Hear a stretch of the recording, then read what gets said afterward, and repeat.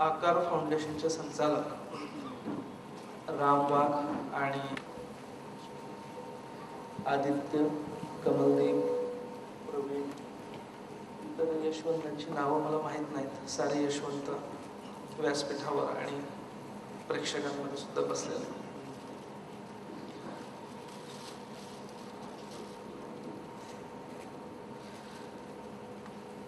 स्पर्धा परीक्षा देणं, त्याच्यामध्ये यश मिळवणं, अधिकारी होणं आणि त्यानंतर एक चांगला माणूस म्हणून जगणं, या सगळ्या प्रक्रियेमध्ये 2-3 गोष्टी महत्वाच्या आहेत. एक म्हणजे नेमकं मार्गदर्शन, दुसरं म्हणजे प्रेरणा. नेमकं मार्गदर्शन तुम्हाला आकारमध्ये किंवा इतर जी कुठली क्लासेस असतील, संस्था असतील, कॉलेजेस असतील त्याच्यामध्ये मिळेलच. प्रेरणा आपल्याला छोट्या मोठ्या प्रसंगांमधनं, यशस्वीतांच्या मार्गदर्शनामधनं, पुस्तकामधनं मिळत राहते. किंबहुना सत्कार होत असताना जे बॅकग्राऊंड म्युझिक आता वाजत होतं, असं एखादं वीररसाने भरलेलं बॅकग्राऊंड म्युझिक सुद्धा प्रेरणा देण्यासाठी पुरेसं असतं. पण या सगळ्यांच्या पलीकडे आपल्यामध्ये काहीतरी असावं लागतं की जे आपल्याला नुसत्या स्पर्धा परीक्षामध्येच नाही तर जीवनाच्या सगळ्या ताणतणावामध्ये, आयुष्याच्या वाटचालीमध्ये आपल्या सोबत राहतं. मी आज जास्त करून त्याच्याविषयी बोलणार. स्पर्धा परीक्षाची तयारी करणाऱ्या मुलांसाठी, मुलींसाठी, तरुणाईसाठी ते जास्त महत्वाचं याच्यासाठी आहे की मुळात स्पर्धा परीक्षांचा अभ्यास हा युनिव्हर्सिटीच्या किंवा शाळेच्या अभ्यासासारखा वर्षभर मी अभ्यास केला, परीक्षा दिली, पास झालो आणि पुढच्या वर्गात गेलो असा नाही. पहिला मुद्दा, नावच परीक्षेचं आहे स्पर्धा परीक्षा. म्हणजे इथे पास आणि नापास असला कुठलाही भाग नाही. इथे आहे स्पर्धा. 100 जागा असतील यावर्षी भरायच्या, MPSC म्हणा किंवा UPSC म्हणा. तुम्ही 101व्या जरी आलात आणि 101व्या नंबरवर तुम्हाला डिस्टिंक्शन जरी असलं तरी सुद्धा तुम्ही ढोबळ अर्थाने अयशस्वी आहात. कारण स्पर्धा होती आणि ती 100 जागांसाठी होती आणि तुम्ही पहिल्या 100 मध्ये नाही आलात. मग तुम्हाला डिस्टिंक्शन असेल तरी त्याचा काही उपयोग नाही. पहिली बाब. दुसरी बाब, स्पर्धा परीक्षेचा अभ्यास करत असताना माझा अभ्यास आता संपला असं कधीही कुणालाही वाटत नाही. कारण स्पर्धा परीक्षांचा आवाका खूप मोठा आहे आणि अभ्यासाला लिमिट नाही. ही दुसरी बाब. तिसरी बाब, तुम्ही पूर्व परीक्षा उत्तीर्ण झालात, मुख्य परीक्षेतही तुमचं सिलेक्शन झालं, तुम्ही मुलाखतही देऊन आलात आणि अंतिम यादीमध्ये तुमचं नाव आलं नाही, तर मी याच्यापूर्वी प्रिलिम्स आणि मेन्स क्लिअर झालो होतो, मला आता डायरेक्ट इंटरव्ह्यूला बसायला अलाउड करा, असं होत नाही. एक संपूर्ण वारी झाली आणि त्या वारीमध्ये तुम्ही पांडुरंगाला भेटू शकला नाही, म्हणजे तुम्हाला पोस्ट मिळाली नाही आषाढीच्या वारीला, तर पुन्हा मध्ये कार्तिक वारी पण नाही, याच्यात पुन्हा पुढची आषाढीचीच वारी. म्हणजे पुन्हा उठून प्रिलिम्स द्यायची, पुन्हा मेन्स द्यायची, पुन्हा इंटरव्ह्यू द्यायची. हे 3 महत्वाचे फॅक्टर जर पाहिले तर तुमच्या लक्षात येईल जे ऑलरेडी 3-4 वर्षापासून अभ्यास करत असतील त्यांना हे माहीतच आहे. जे नवीन येत असतील या फील्डमध्ये त्यांच्या हे लक्षात येईल की स्पर्धा परीक्षाचा एकूण प्रवास हा बऱ्यापैकी स्ट्रेसफुल असतो, बऱ्यापैकी लांबचा असतो. पहिल्या अटेम्प्ट मध्ये झालं वगैरे असे अपवाद असतात, पण नॉर्मली ऑन एन ॲव्हरेज 2 ते 3 अटेम्प्ट्स लागतात. म्हणजे ते 2 ते 3 अटेम्प्ट्स आणि त्याच्यामध्ये 1-2 वर्षाची तयारी असं एकूण जर आपण कन्सिडर केलं तर बऱ्यापैकी स्पर्धा परीक्षांची तयारी ही एक पंचवार्षिक योजना असते.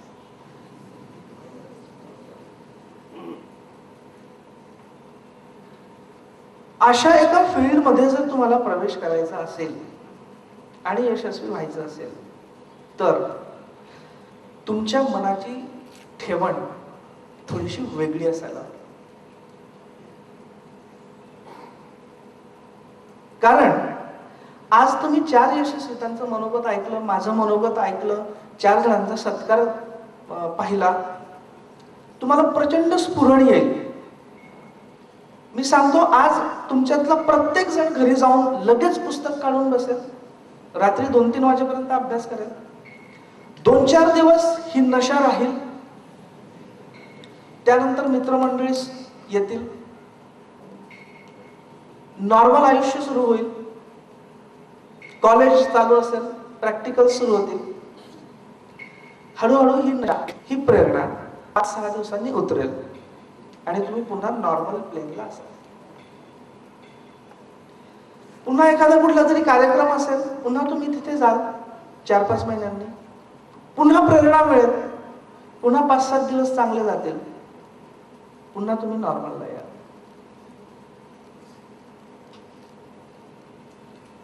ही अशी मोसमी प्रेरणा, मोसमी पाऊस जसा बऱ्यापैकी अनिश्चित असतो, कधी लक चांगलं असलं तर खूप पीक देऊन जातो,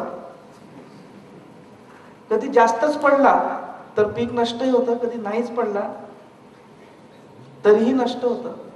या पद्धतीचा ही मोसमी प्रेरणा आपल्या कामाची नाही. मग प्रेरणेचा अखंड स्रोत कोणता असला पाहिजे हे मी माझ्या स्वतःच्या अनुभवावरून सांगतोय. ज्यावेळी मी तुमच्यासारखाच होतो, वयाच्या 20-22व्या वर्षी, त्यावेळी सुद्धा मी खूप सारी प्रेरणादायी पुस्तकं वाचायचो, व्याख्यानांना जायचो. डेल कार्नेजी,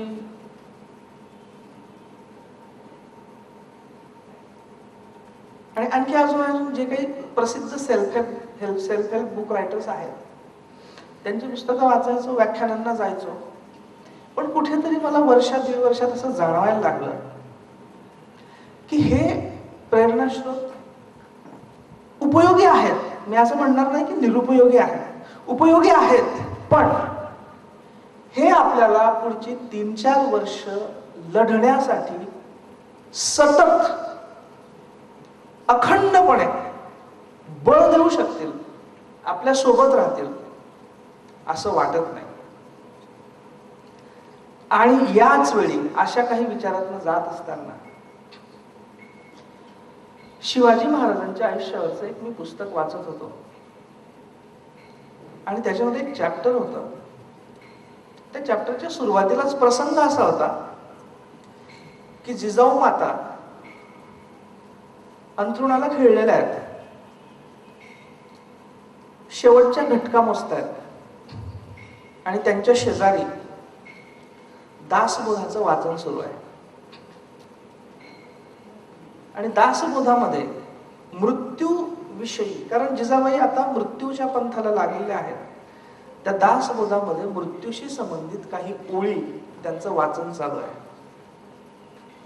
सरता संचिताचे शेष नाही क्षणाचा अवकाश, भरता न भरता निमिष जाणे लागे. सरता संचिताचे शेष नाही क्षणाचा अवकाश, भरता न भरता निमिष जाणे लागे. आपल्या संचिताचं शेष एकदा संपेल.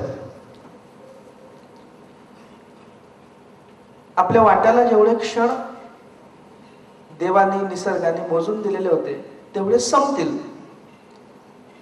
भरता न भरता निमिष जाणे लागे. आणि ज्यावेळी आपल्या वाट्याचे श्वास संपतील त्यावेळी एकाही क्षणाचा विलंब न लावता आपल्याला हे जग सोडून जावं लागेल. गेले बहुता बळांचे, गेले बहुता काळांचे, गेले बहुता कुळांचे कुळवंत राजे. ज्यांना बळाचा अभिमान होता, काळाचा अभिमान होता, कुळाचा अभिमान होता, संपत्तीचा अभिमान होता, ते सगळे गेलेत, सगळं सोडून गेलेत.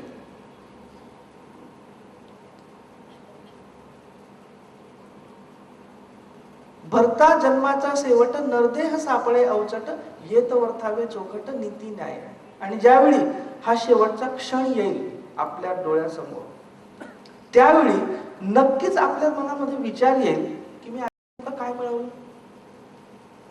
विचार करू मित्रांनो, ज्यावेळी आपण समग्र आयुष्याचा असा सखोल विचार करू, ज्यावेळी आपण मनामध्ये हा विचार आणू की फार वर्ष नाही आहेत, 70-80 वर्षाचं ऍव्हरेज आयुष्य जरी आपण धरलं, ऑलरेडी 20, 25, 30 संपलेली आहेत.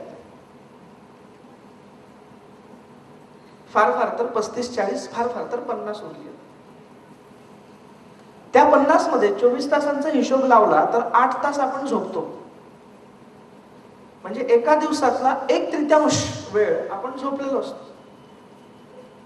म्हणजे आयुष्याला आपल्याला जर 75 वर्षाचं आयुष्य असेल आणि ऍव्हरेज 1/3 वेळ झोपेचा काढला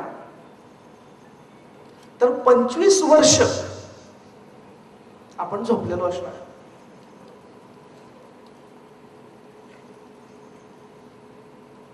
इतर रुटीन कामं जर आपण पकडली, जेवण, खाण, प्रातःविधी वगैरे वगैरे,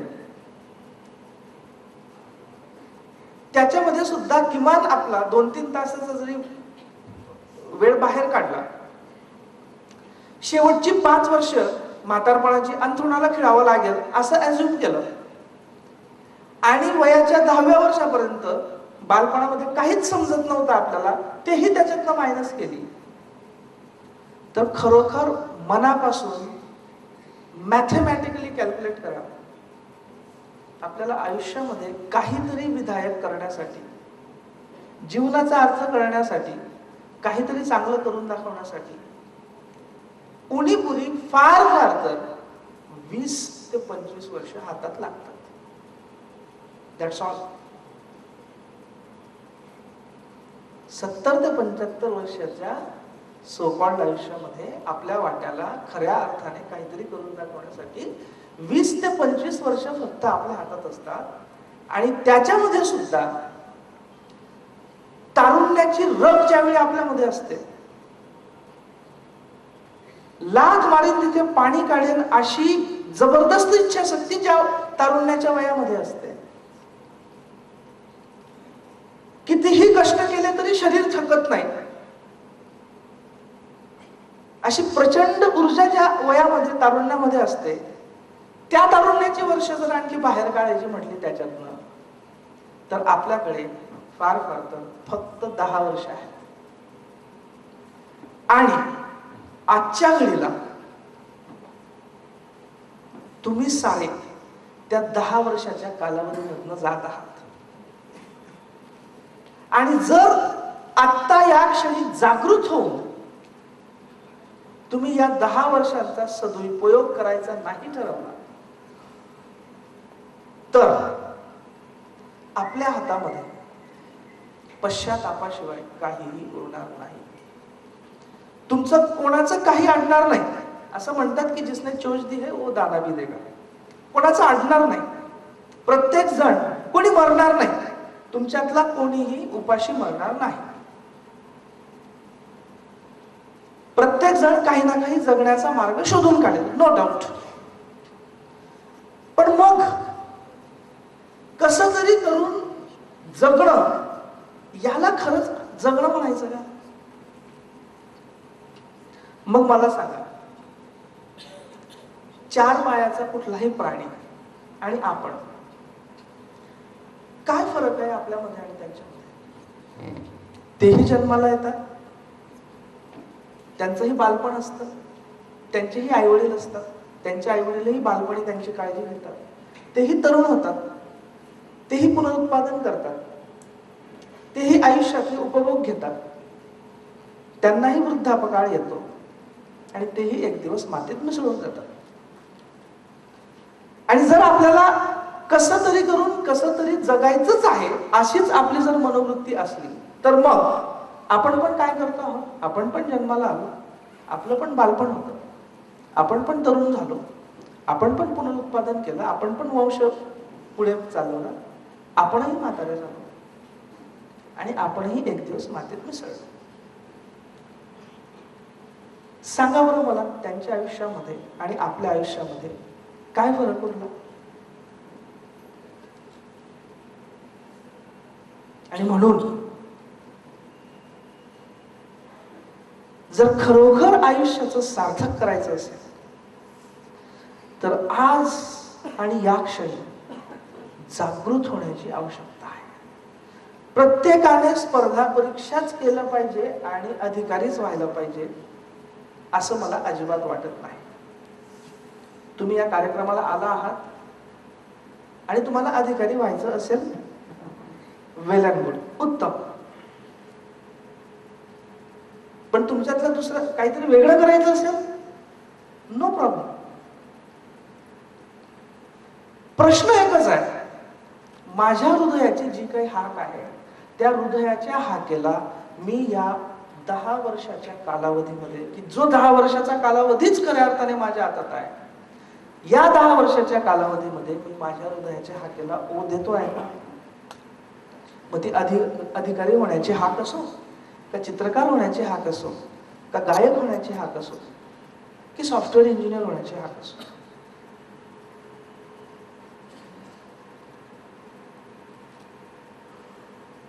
हा विचार प्रत्येकाने करा.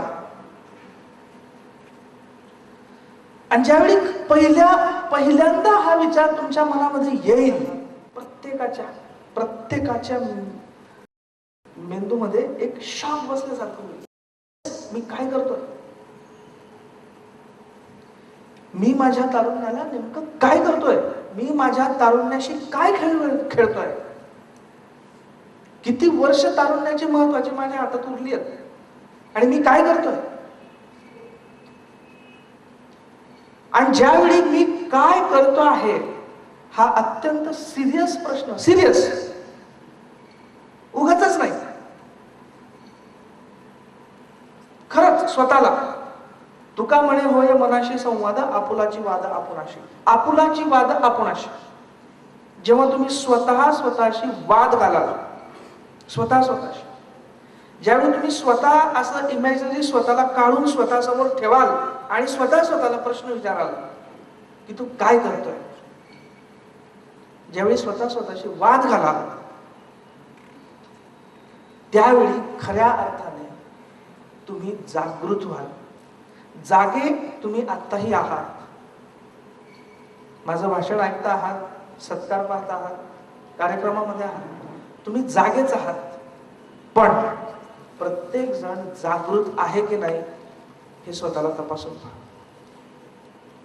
उपनिषदामधला जो संदेश आहे, उत्तिष्ठता जाग्रता प्राप्य वरांनी बोधता.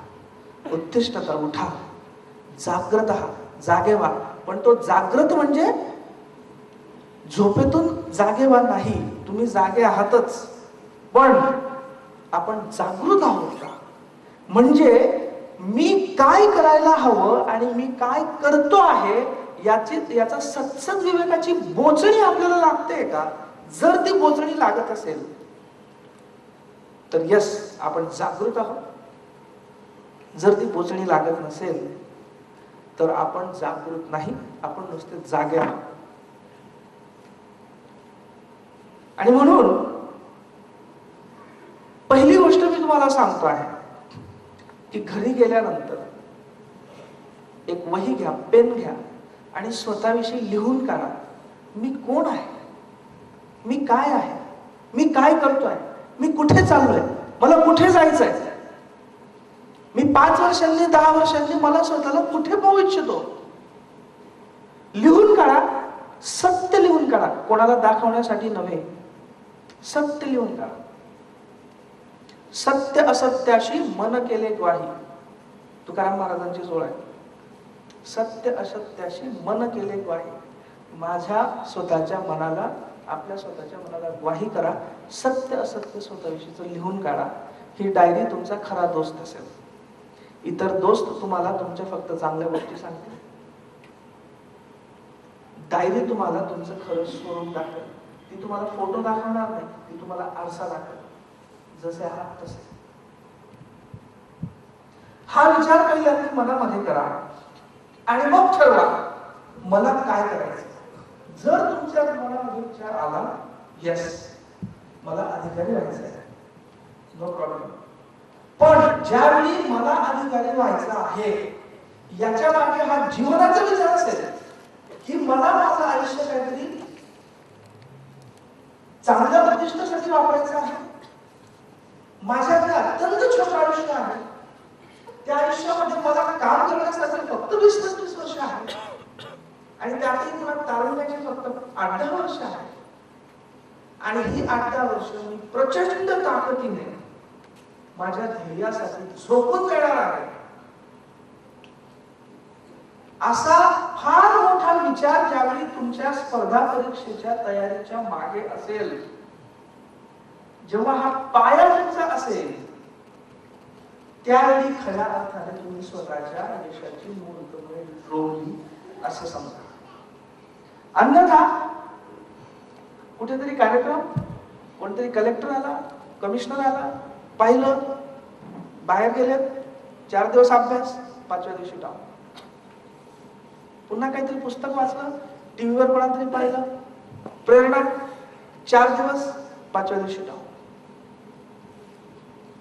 हे इथे चालणार नाही. आयुष्यासाठीच मुळात हे चालणार नाही. आणि त्याच्यामुळे हे पहिलं ठरवा. आज घरी गेल्यानंतर स्वतःच्या डायरीमध्ये लिहून काढा. दुसरी गोष्ट,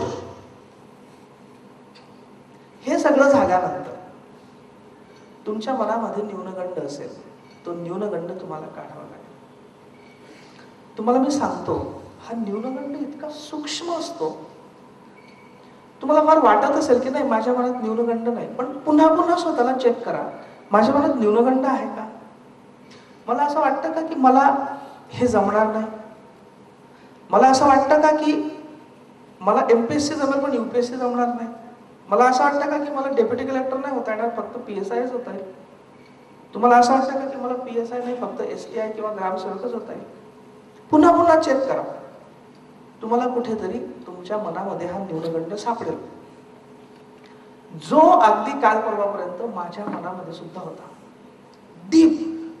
मी वारंवार माझ्या पुस्तकांमध्ये हा शब्द वापरतो की आपण न्यूनगंडाने भरलेले नाहीत, आपण न्यूनगंडाने भारलेलो आहोत. एखादा माणूस भारलेला असतो ना, चार्ज्ड. आपण नुसते भरलेले नाहीत, आपण भारलेले आहोत न्यूनगंडाने. काल परवापर्यंत मी सुद्धा होतो.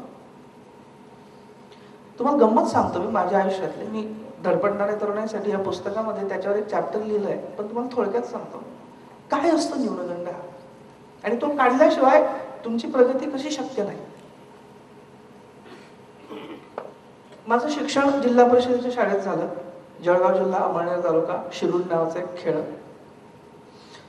वडिलांची एका दुसऱ्या खेड्यावर बदली झाली, शिक्षक होते तिथे. आम्हाला भाड्याचं घर नाही मिळालं म्हणून आम्ही अमळनेर या तालुक्याच्या गावी आलो.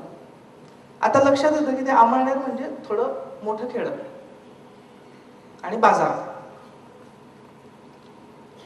तालुक्याच्या गावी आलो. माझ्या वडिलांकडे 10वीचे पेपर्स तपासायला यायचे बोर्डाचे. त्यावेळी पेपर्स घरी तपासायला पाठवायचे एक्झामिनर्सचे. तर पुण्याच्या चांगल्या चांगल्या शाळांमधले पेपर्स यायचे. तर वडील मला ते पेपर्स दाखवायचे, बघ बाळा किती सुंदर पेपर लिहिला या मुलाने, मुलीने, वगैरे वगैरे. ते अक्षर मी पाहायचो, उत्तर लिहिण्याची पद्धत पाहायचो, आणि मला असं वाटायचं की अरे माझं पण अक्षर असंच आहे उत्तम.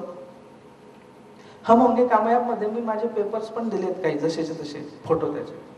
मला असं वाटायचं की माझं अक्षर असंच आहे, माझं मी उत्तर पण असेच लिहितो. तर मी वडिलांना सांगायचो की याचा अर्थ मी पण बोर्डामध्ये यायला पाहिजे. त्यावेळी बोर्डाची सिस्टीम होती आणि त्यावेळी पुणे बोर्ड होतं मोठं, म्हणजे त्यावेळी नाशिक बोर्ड वेगळं नव्हतं.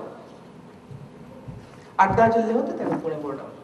तर मी वडिलांना सांगायचो की मी पण बोर्डामध्ये यायला पाहिजे, मेरिटमध्ये. लगेच वडील आधी हातातला पेपर काढून घ्यायचे. काय स्वप्न पाहतो आपण, कुठे खेड्यामध्ये, ते पुण्याचे किती मोठमोठ्या शाळा, त्यांना किती उत्तम मार्गदर्शन, क्लासेस, गाईड्स अपेक्षित, हे ते वगैरे वगैरे. वडिलांना वाटायचं की हा पोरगा काहीतरी मोठी मोठी स्वप्न पाहून कुठेतरी बिघडायला नको. म्हणून वडिलांनी मला ध्येय दिलं होतं, टार्गेट. काय टार्गेट दिलं होतं? 10वी मध्ये कमीत कमी 85% मार्क्स मिळाले पाहिजेत आणि D.Ed.ला नंबर लागला पाहिजे. वडील शिक्षक, म्हणजे त्यांचं टार्गेट काय? मुलगा कमीत कमी शिक्षक तरी झालाच पाहिजे. 85% मार्क कमीत कमी मिळवायचे आणि D.Ed.ला, गव्हर्नमेंट D.Ed. कॉलेजला नंबर लागला पाहिजे. उगाच प्रायव्हेटला जाऊन मला 10-15 हजार, त्यावेळी 10-15 हजार रुपये डोनेशनचे रेट होते. मला तेवढा खर्च झेपणार नाही. Government D.Ed. कॉलेजला नंबर लागला पाहिजे. ठीक आहे, 85% तर मला गॅरंटीच होती. झालं, मी उत्तम अभ्यास केला, पेपर्स दिले वगैरे वगैरे. मधल्या काळामध्ये एक एपिसोड होऊन गेला. आता 9वी मध्ये मी थोडं बिघडलं होतं. म्हणजे असं की मी घरातनं पैसे चोरायचो आणि त्यावेळी 2:30 वाजता मधली सुट्टी असायची. 2:30ची मधली सुट्टी झाली की शाळेतनं परस्पर बाहेर निघायचं आणि त्यावेळी असे छोटे छोटे थिएटर होते अमळनेरला. थिएटरमध्ये जायचं, 3 ते 6च्या शोला बसायचं. 2-3 रुपये तिकिटाचा रेट. आणि ते थिएटर म्हणजे एकदम असे रेड लाईट एरियामध्ये वगैरे वगैरे असे. तिथे जायचं, पिक्चरला बसायचं 3 ते 6च्या शोला. शाळेला ते धडपडणाऱ्या तरुणासाठी डिटेल दिले, ते पैसे कसे कसे चोरायचे वगैरे वगैरे, त्याची आयडिया वगैरे. त्यातल्या आयडिया काही घेऊ नका तुम्ही, पैसे चोरू पण नका करू. एनिवे,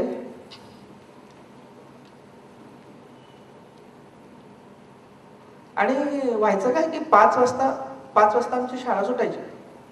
मग सगळी गल्लीतली पोरं 5:20 पर्यंत घरी पोहोचायची. मग मी जर 5:20 पर्यंत घरी नाही पोहोचलो तर प्रॉब्लेम. घरचे विचारतील की बाळा बाकीचे सगळे आले, तू का बरं उशीर आला. म्हणून मग मी काय करायचो, त्या 3 ते 6च्या शोला 5 वाजता सोडून द्यायचो. 5 वाजताच थिएटरमधनं बाहेर घरी.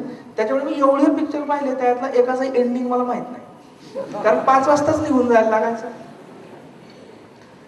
पण मी त्याच्यानंतर सळकून आजारी पडलो. आजारी पडल्यानंतर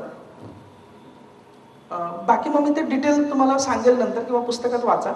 एनिवे, हे 9वीत होऊन गेलेलं होतं आणि मी कसं तरी त्यातनं बाहेर पडलो होतो आणि 10वीला मस्त अत्यंत आनंदाने माझा अभ्यास चालू होता. उत्तम पेपर्स लिहिले आणि 22 जून 1992, 20 वर्षापूर्वी 10वीला मी आपल्या घरामध्ये बसलेलो होतो आणि मग आमच्या शाळेतले 2 शिक्षक आले घरी, डायरेक्ट घरी शिक्षक. मला तर आधी फार टेन्शन आलं. म्हटलं शिक्षक डायरेक्ट घरी, म्हणजे आपण एवढं तर काही पाप केलेलं नाही की डायरेक्ट घरी वगैरे सांगायला यावं वगैरे वगैरे. शिक्षक आले आणि म्हटले, बाळ पुण्यावरनं फोन आलाय. म्हटलं पुण्यावरनं जळगावच्या कलेक्टर ऑफिसमध्ये, तिथून गट शिक्षणाधिकाऱ्यांकडे आणि तिथून शाळेमध्ये निरोप आलाय की तू बोर्डाच्या मेरिट लिस्टमध्ये आलेला आहे. कितवा आलाय माहित नाही, बोर्डाच्या मेरिट लिस्टमध्ये आलाय आणि उद्या तुमचा पुण्याला सत्कार आहे आणि तू आई वडिलांसहित तुला बोलवलेलं आहे सत्काराला, तर तुला आत्ताच निघायला पाहिजे.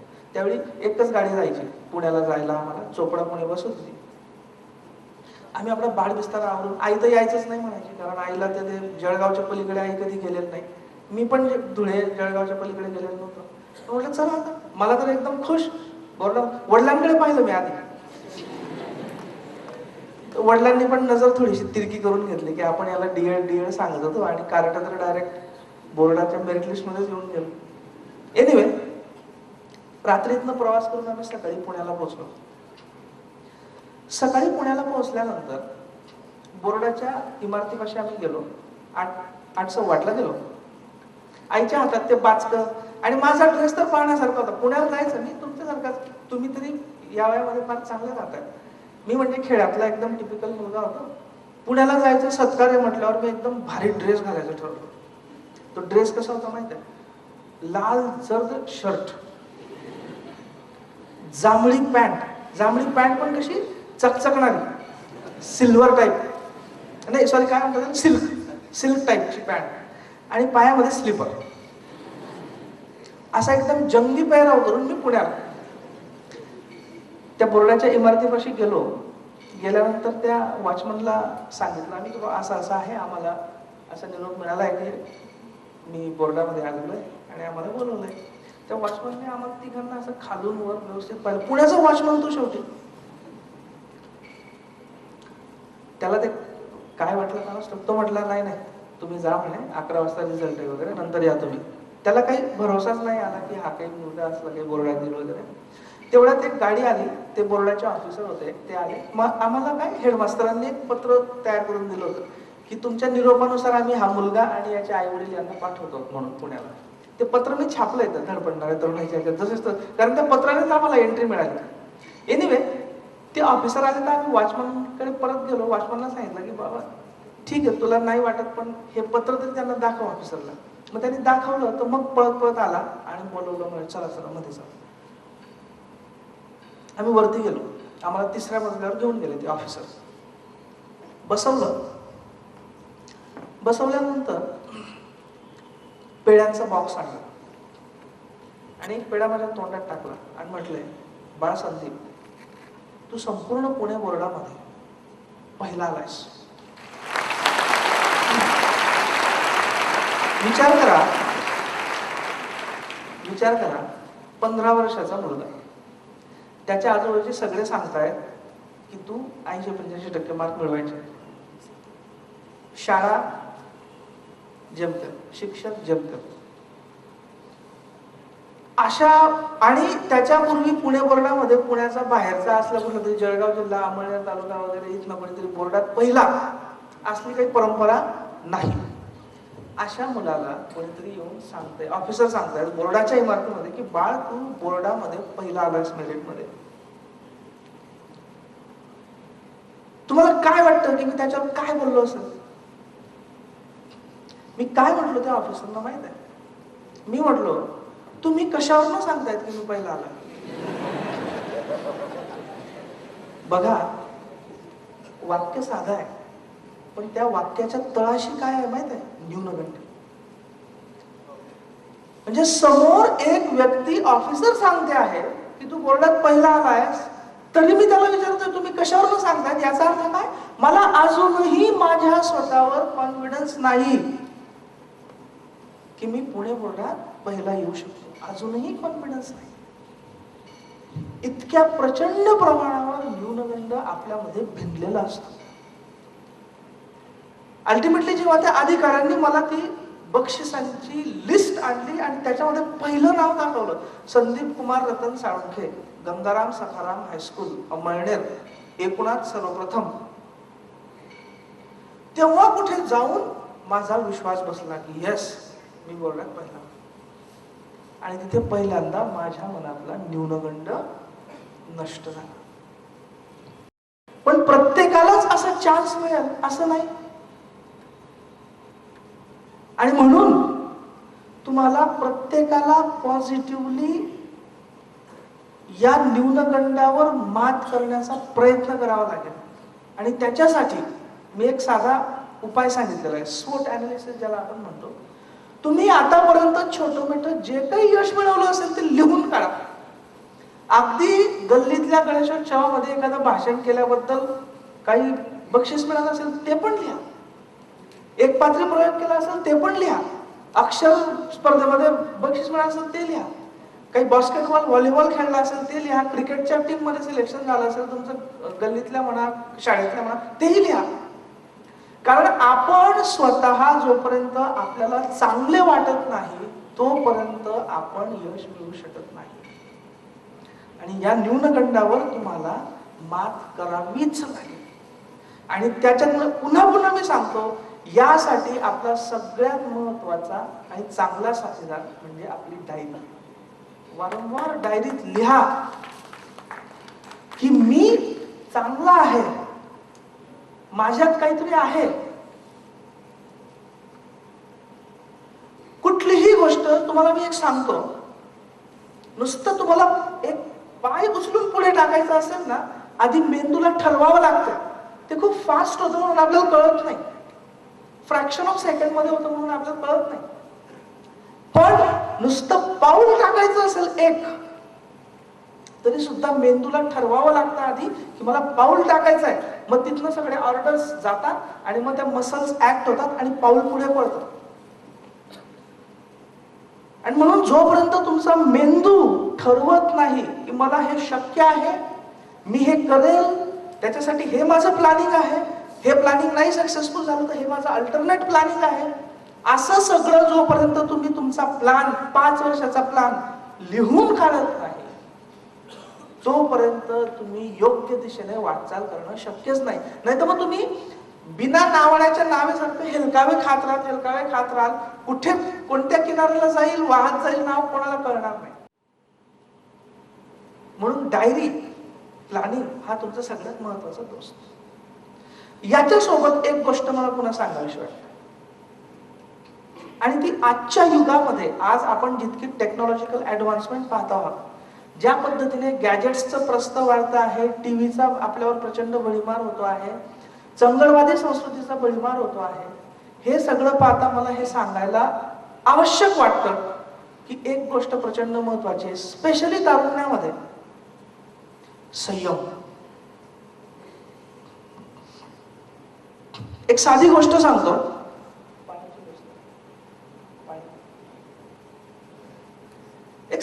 सांगतो, खूप सिंपल आहे. एक मुलगा आणि त्याचे वडील,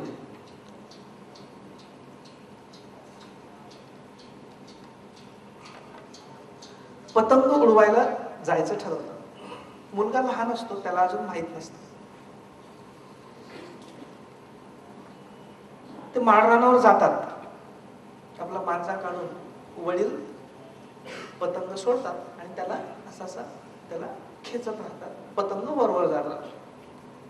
मुलगा हे बघत असतो की वडील सारखं त्याला खाली खेचतायत पतंगाला. मग मुलाची ती बाळबुद्धी असते, मुलगा वडिलांना विचारतो की पप्पा, आपल्याला पतंग वर जायला पाहिजे ना, तुम्ही त्याला खाली का ओढता सारखं? मग वडिलांना वाटतं की या मुलाच्या मनावर एक चांगला संस्कार करण्याची वेळ आहे. वडील त्याला सांगतात की बरोबर आहे बाळा तुझं म्हणणं, आपल्याला पतंग वर जायला पाहिजे, पण मी उगाच त्याला खाली खेचतोय असं तुला वाटतंय, मग तू एक काम कर, हा दोरा कापून टाक, जेणेकरून मला ओढता येणार नाही आणि पतंग आपला मोकळा राहील. मुलाला काही शंका नसते, मुलं आपला कात्री घेतो आणि दोरा कापून टाकतो, पतंग घरंगळत खाली. मग वडील त्याला सांगतात की बाळा,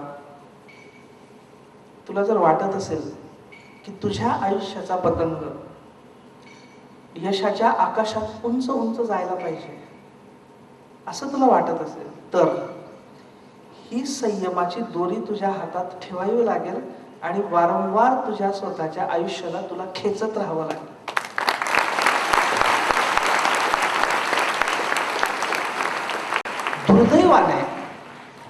दुर्दैवाने आजच्या घडीला, मी प्रत्येक जण असा आहे असं म्हणत नाही, मी जनरल सांगतो, दुर्दैवाने आजच्या घडीला स्वातंत्र्य म्हणजे काय आणि स्वैराचार म्हणजे काय याच्यातल्या सीमारेषा अत्यंत पुसट झाल्या. आयुष्याचा अर्थ काय, आयुष्यामध्ये काय केलं पाहिजे, आयुष्य कशासाठी आहे, याच्या अतिशय चुकीच्या कल्पना आपल्या मनावर थोपवल्या जात आहेत, बिंबवल्या जात आहेत. सारखं आपल्याला वेगवेगळ्या मार्गांनी सांगितलं जात आहे, मग ते मीडिया म्हणा, का मूव्हीज म्हणा, टीव्ही सिरियल्स म्हणा, आणखी काय म्हणा, प्रत्येक मार्गाने आपल्यावर हे थोपवलं जात आहे की तारुण्य हे फक्त एन्जॉयमेंट साठी आहे. आणि एन्जॉयमेंट म्हणजे काय, तर फिजिकल एन्जॉयमेंट, खाणं पिणं, मजा मारणं आणि अजून काय काय, त्या गोष्टी मी बोलू इच्छित नाही माझ्या भाषणामध्ये. हे आपल्यावर प्रचंड ताकदीने आपल्यावर हे सगळं आदळतं आहे. आणि त्याच्यामध्ये त्याग, संयम, नीतिमूल्य समाज कल्याण, या सगळ्या गोष्टी आपल्याला असं वाटतात की या निरर्थक आहेत. पण एक लक्षात ठेवा, जेव्हा तो शेवटचा क्षण येईल आणि जेव्हा तुम्हीच स्वतःचा हिशोब लावाल, त्यावेळी प्रचंड पश्चाताप होईल. त्यावेळी तुम्हाला आयुष्य रिवाइंड करता येणार नाही, किंवा आयुष्य रिवाइंड करताच येत नाही.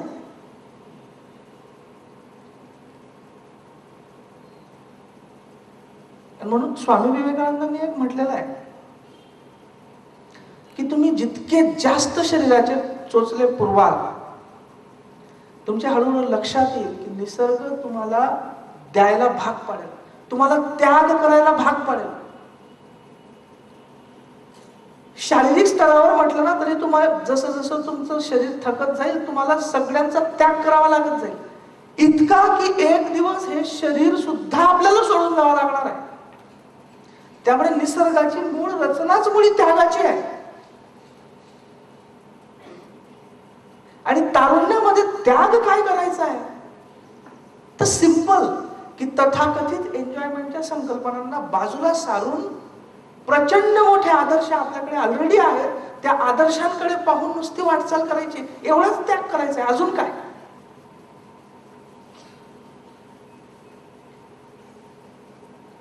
अनेक जण मला अजूनही भेटतात, माझे बॅचमेट्स, माझे स्वतःचे इंजिनिअरिंगचे बॅचमेट्स, 12वीचे बॅचमेट्स, अनेक जण फेसबुकच्या माध्यमातून ज्यावेळी माझ्या संपर्कात येतात, अनेक जण मेसेजेस पाठवतात की संदीप, तू ज्यावेळी इंजिनिअरिंगला होता, आपण हॉस्टेलला बरोबर होतो आणि त्यावेळी तू अभ्यास करायचास, हे करायचास, ते करायचास, आम्ही तुझ्यावर हसायचो किंवा तुझी खिल्ली उडवायचो की हा किडा आहे, अमुक आहे, ढमुक आहे. पण आज वळून पाहताना आम्हाला वाटतं की तू बरोबर होतास, आम्ही चुकीचे होतो. ही जाणीव प्रत्येकामध्ये कधी ना कधी निर्माण होईलच, फक्त प्रत्येक जण ते सांगण्याची हिंमत नाही करत. चुकलं हे सांगायला थोडीशी आपल्याला लाज वाटते किंवा भीती वाटते किंवा संकोच वाटतो. तुम्हाला आश्चर्य वाटेल, माझं जे पुस्तक आहे धडपडणाऱ्या तरुणांसाठी, ते पुस्तक वाचून आतापर्यंत जवळपास 7,000-7,500 मेसेजेस आले, जवळपास 300-400 पत्र आली आहेत. 7 जण असे आहेत की जे आत्महत्या करणार होते आणि त्या विचारापासून ते परत आले पुस्तक वाचून, आणि त्यांनी त्याच्यावर पत्र लिहिलंय. काही दिवसांपूर्वी मला आत्ताच एका सैनिकाचं पत्र आलं. मी रामबाग ज्यावेळी माझ्या ऑफिसमध्ये आले होते, रामबागांना मी ते पत्र प्रत्यक्ष दाखवलं. त्या सैनिकाने पत्र लिहिलेलं होतं की सर, मी जम्मूमध्ये पोस्टेड होतो, गोळीबारामध्ये माझा पाय जायबंदी झाला आणि मी पुण्याच्या आर्मी हॉस्पिटलमध्ये ऍडमिट होतो आणि माझ्या आयुष्यामध्ये संपूर्ण अंधकार पसरला होता, आपलं आयुष्य आता संपलं असं वाटत होतं. आणि त्यावेळी माझ्या भावाने मला हे पुस्तक आणून दिलं. मी बेडवर पडल्या पडल्या ते पुस्तक वाचलं आणि वाचून माझ्या मनामध्ये इतकी प्रचंड एनर्जी आली की मी आयुष्य असं वाया जाणू देणार नाही. आणि त्याने पुढे लिहिलंय की ज्या मुलाला, म्हणजे त्याला डॉक्टरांनी सांगितलं होतं की तू फार तर पुढच्या आयुष्यामध्ये काय म्हणतात त्याला, स्ट्रेचर्स वापरून फार तर थोडंफार चालू शकशील, असं ज्याला डॉक्टरांनी सांगितलं होतं, तो आज धावतो. प्रत्यक्ष लिहिलंय त्याने, या मुलाने पत्र लिहिलंय आणि असे अनेक पत्र आहेत. पण संपूर्ण पुस्तकामध्ये ज्यावेळी ही पत्र मी वाचतो, तर संपूर्ण पुस्तकामध्ये ज्यांना ज्यांना प्रेरणा मिळालेली आहे त्यांनी लिहिलेलं की त्यांना 3 चॅप्टर सगळ्यात जास्त आवडले. कोणते? फार स्ट्रेंज आहे बरं काय, बघा तुम्ही. एक चॅप्टर म्हणजे सरता संचिताचे शेष नावाचा आहे की ज्याच्यामध्ये आयुष्याबद्दल मी आता बोललो ते आहे. दुसरी 2 महत्वाचे चॅप्टर्स आहेत की ज्यांनी तरुणांना प्रेरणा मिळते. त्यातलं एक चॅप्टर आहे जे मी हे जे सांगितलं आता 9वी मध्ये बिघडलो होतो, ते जे सगळं लिहिलेलं आहे. मुलं म्हणतात, तरुण म्हणतात की त्याच्यातनं आम्हाला खूप प्रेरणा मिळते. याचं कारण म्हणजे त्याच्यातनं अशी जाणीव होते की कोणीही बिघडू शकतो, आपल्या रस्त्यावर पासून दूर जाऊ शकतो, आणि तरीही त्यांनी ठरवलं तर तो पुन्हा आपल्या मूळ रस्त्यावर येऊन स्वतःच्या आयुष्याला आकार देऊ शकतो. हा कॉन्फिडन्स ते चॅप्टर वाचून आमच्यामध्ये येतो. सुशील राजपूत नावाचा मुलगा आहे, 5 पानी पत्र आहे त्या मुलाचं. त्यांनी लिहिलं प्रत्यक्ष की सर मी एवढा बिघडलो होतो की गावामध्ये मी गावगुंड म्हणून ओळखला जायचो, मी कटिंग पॉलिश जायचो, लोक माझ्याकडनं पैसे पण नाही मागायचे, असं लिहिलंय त्याने. आणि आज मी त्या सगळ्या, आणि मला असं वाटत होतं की मी याच्यातनं बाहेरच पडणार नाही, पण हे चॅप्टर वाचलं मला वाटलं की अरे नाही, मी पण याच्यातनं बाहेर पडू शकतो. याचाच अर्थ काय की प्रत्येक माणूस, प्रत्येक तरुण स्खलनशील असतो, प्रत्येकाकडनं चुका होऊ शकतात, प्रत्येक जण आपल्या रस्त्यावरनं वाट चुकू शकतो, पण तरी सुद्धा प्रत्येकाला आपल्या आयुष्याला वळण देण्याचा एक चान्स असतो. त्या पुस्तकामध्ये मी दीपक पाटील अमरावतीलाच आहे आता, पोलीस सब इन्स्पेक्टर, किंबहुना यांच्यापैकी कोणाची तरी बॅचचा असेल, दीपक पाटील.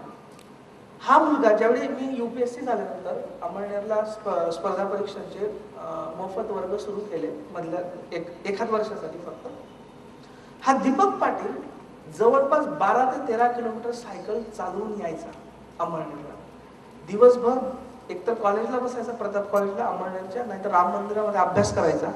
संध्याकाळी माझ्या क्लासला बसायचा. 8-8:30ला क्लास संपल्यानंतर पुन्हा 12 किलोमीटर एवढ्या किर्र रात्री, लाईट नाही काही नाही, पुन्हा परत जायचा. सगळ्यात महत्त्वाचं म्हणजे या दीपकला आई नव्हती, आई वारलेली होती त्याची. हा नाशिकला कामगार म्हणून काम करत होता इंडस्ट्रियल याच्यामध्ये, ITI करून. एके दिवशी भर दिवाळीच्या दिवशी त्याच्याकडे खायला पैसे नव्हते नाशिकला. त्याने लिहिलंय पुस्तकामध्ये, वाचाल तर तुमच्या डोळ्यातनं अश्रू येतील. भर दिवाळीच्या दिवशी त्याच्याकडे खायला काही नव्हतं. खाली पोट असताना तो 8-10 किलोमीटर चालून गेला. तिथे एका बागेमध्ये खड्डे खोदण्याचं काम केलं, त्याच्याबद्दल त्याला 50 रुपये मिळाले. त्या 50 परत येताना संध्याकाळी 50 रुपयाची खिचडी आणि 50 रुपयाचा तांदूळ आणि डाळ घेऊन आला. आणि दिवाळीच्या दिवशी दिवसभर उपवास करून संध्याकाळी खिचडी खाल्ली. एक दिवस हा मुलगा थकला म्हणून थोडासा 1 सेकंदासाठी बसला, तर त्याला कॉन्ट्रॅक्टरने येऊन कानशिलात मारले. आई नाही, वडिलांनी दुसरं लग्न केलं नाही, घरी एक लहान भाऊ. हा रात्री 8:30ला निघून 12 किलोमीटर सायकलवर परत जायचा, स्वयंपाक करायचा, सगळ्यांना जेवू घालायचा, म्हणजे वडील आणि छोटा भाऊ. पुन्हा रात्री अभ्यास करायचा आणि पुन्हा सकाळी 4 वाजता उठून दुपारचा स्वयंपाक सकाळी 4 वाजता करून ठेवायचा आणि लगेच पुन्हा सकाळी 8-9 वाजता सायकल काढून 12 किलोमीटर याच्यामध्ये यायचा. इतक्या उद्विग्न अवस्थेमध्ये होता हा मुलगा. आणि एक अमळनेरला आम्ही त्यावेळी एक शिबिर घेतलं होतं स्पर्धा परीक्षांचं, त्याच्यामध्ये हा बसला आणि तिथे त्याने ठरवलं की मी माझ्या आयुष्याला अजून एक चान्स देऊन पाहतो, एक चान्स देऊन पाहतो पुन्हा आयुष्याला उभं करण्याचा. आणि रात्रंदिवस तो अभ्यासाला लागला. दुसऱ्या अटेम्प्टमध्ये पोलीस सब इन्स्पेक्टर झाला, अमरावतीला आता पोस्टेड आहे. असे अनेक आहेत. तुषार गरुड आहे, तुषार पाटील आहे, सुनील साळुंखे आहे, अनेक जण आहेत तुमच्यासारखेच आहेत, तुमच्यातलेच आहेत. आणि म्हणून एक लक्षात ठेवा की कोणत्याही क्षणी तुम्ही तुमच्या आयुष्याला आकार देऊ शकता. हे झालं एक चॅप्टर. आणि अजून एका चॅप्टर बद्दल मुलं लिहितात, ते म्हणजे ज्यावेळी मी इंजिनिअरिंग आटोनंतर बजाज ऑटोमध्ये काम करत होतो, त्यावेळी 2-3 वर्ष कंपनीच्या कामाचा ताण आणि इतर काही गोष्टींमुळे मी स्पर्धा परीक्षांचं माझं जे ध्येय होतं ते विसरून गेलो होतो. आणि एक नैराश्याच्या फेजमधनं मी जात होतो, ज्याला आपण रूढ अर्थाने डिप्रेशन म्हणतो, नैराश्य म्हणतो. मला त्यावेळी मी खूप विचार केला पुस्तक लिहिताना की हे लिहावं का, पण मी लिहिलं. आणि त्या चॅप्टरने अनेकांना प्रेरणा मिळते की यस, मी तुम्हाला सांगतो या हॉलमध्ये बसलेला असा एकही माणूस नसेल की जो नैराश्यातनं गेलेला नसेल. प्रत्येक जण आयुष्यात कधी ना कधी नैराश्यातनं जातो, फक्त आपण दुसऱ्यांना ते सांगत नाही, कारण आपल्याला असं वाटतं की दुसरं कोणी नैराश्यातनं गेलेलं नसेल, आपण आपले कमजोर साबित होतो. नो, मी मुद्दाम ते पुस्तकात लिहिलं याच्यासाठी की अनेक जण आहेत की जे या सगळ्या फेजमधनं जातात, त्या फेजला टक्कर देऊन आपण बाहेर पडू शकतो. तुम्हाला आश्चर्य वाटेल, ते एक चॅप्टर वाचून किती जणांची आयुष्य सावरलेली आहे. मुंबईची एक मुलगी आहे, इंजिनियर, बेसिकली लातूरची आहे. तिचं लग्न झालं, मुलगा परदेशात होता. परदेशात ती नवऱ्याबरोबर गेली. तिथे कळलं की ऍक्च्युली तो मुलगा चांगला नाही. परत इंडियात यावं लागलं तिला. घटस्फोट झाला आणि ती एका प्रचंड नैराश्यातनं जात होती. ते एक चॅप्टर वाचून, आणि त्यावेळी माझी ऍक्च्युली झी 24 तासवर एकदा मुलाखत होती. तर मी लोअर परेलच्या झी 24 तासच्या स्टुडिओमध्ये गेलेलो होतो. तर तिला कुठून तरी कळलं म्हणून ती मला तिथे झीच्या स्टुडिओमध्ये भेटायला आली आणि तिने मला रिक्वेस्ट केली की सर तुम्ही मुंबई पुणे, मी त्यावेळी पुण्याला पोस्टेड होतो, मुंबई पुणे एक्सप्रेसवे लागेपर्यंत मी तुमच्यासोबत गाडीत येऊ का, मला काही बोलायचं आहे. म्हटलं ये बस. आणि तिने तिचे सगळं मन मोकळं केलं. तिला मी 4 गोष्टी सांगितल्या. पुस्तक तिने आधीच वाचलेलं होतं. तिने ठरवलं की मी आयुष्याला पुन्हा एकदा चान्स देईल. आज ती MPSC थ्रू, बेसिकली इंजिनियर असल्यामुळे सिस्टीम ॲनालिस्ट म्हणून सिलेक्ट होऊन मुंबईला पोस्टेड आहे. अशी असंख्य उदाहरणं आहेत. मी मोठी मोठी उदाहरणं तुम्हाला याच्यासाठी देत नाही. मी धीरूभाई अंबानी, बिल गेट्स नाही सांगत आहे तुम्हाला याच्यासाठी, कारण ती तुम्हाला आपल्या मातीतली वाटणार नाहीत. तुम्हाला आयकॉन्स कोणते पाहिजे? आपल्या मातीतले पाहिजे. मग तो आदित्य असेल, कमलदीप असेल, इथे सिलेक्ट झालेले मुलं असतील, ही आयकॉन्स की जी आपल्या मातीतली आहेत, आपल्यासारखेच त्यांना प्रॉब्लेम आहेत तरीही हे सक्सेसफुल झाले, यांचा आदर्श डोळ्यासमोर ठेवा आणि ठरवा की मी आयुष्याला एकदा चान्स देणार आहे. आणि जर मी MPSC ठरवलं असेल, यस मी MPSC करणार आहे आणि प्रचंड ताकदीने करणार आहे. मात्र एक धोक्याची सूचना देतो. बऱ्याचदा असं काहीतरी प्रेरणादायी ऐकलं, पुस्तक वाचलं वगैरे वगैरे की सडनली एकदम चार्जअप होतात मुलं आणि डायरेक्ट सरळ एकच सांगतात, सर मला UPSC करायचं आहे. किंवा काही काही जणांचं स्ट्रेट स्टेटमेंट असतं, सर मला कलेक्टर व्हायचं आहे. नो प्रॉब्लेम, स्वप्न ठेवा. पण आता तुम्ही कमीत कमी 20 वर्ष, प्रत्येकाचं वय असेल 20 किंवा 20 पेक्षा जास्त, किमान 18 पेक्षा जास्त तरी असेल. आपली सद्सद विवेक बुद्धी शाबूत आहे. आपण आपली कॅपॅसिटी ओळखून ध्येय ठेवा, जेणेकरून आपल्या कृतीच्या फार पलीकडचं ध्येय ठेवून आपण निराश नको व्हायला. किंवा उलट पण मी पाहिलंय की ज्या मुलाची किंवा मुलीची UPSC करायची लायकी असते, तो कुठेतरी PSIचा अभ्यास करत बसतो. आणि उलट की ज्याची PSI पर्यंतची कुवत असते, तो डायरेक्ट UPSCचा अभ्यास करतो. दोन्ही गोष्टी चुकीच्या आहेत. म्हणून आधी सम्यक विश्लेषण करा. वाटलं तर काउन्सिलर्सशी बोला, काही लोकांशी बोला की बाबा मला माझ्या बुद्ध्यांकानुसार काय शक्य वगैरे वगैरे, आणि प्लॅन करा.